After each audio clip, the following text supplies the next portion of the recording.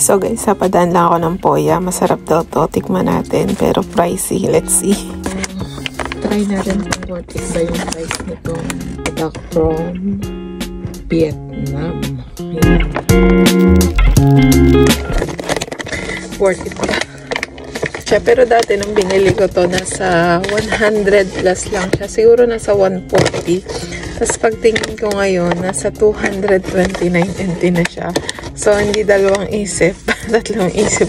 Tatlong beses ako nag-isip kung bibili ba ako nito kasi ang mahal niya.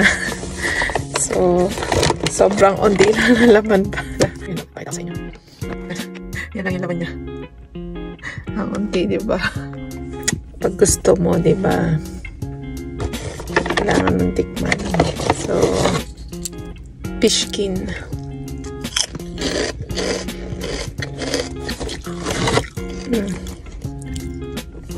Pero masarap guys, sobra. Kaya manapa 2 times akong bili nito.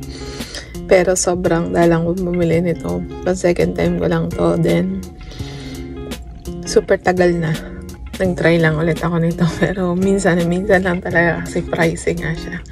Pero masarap.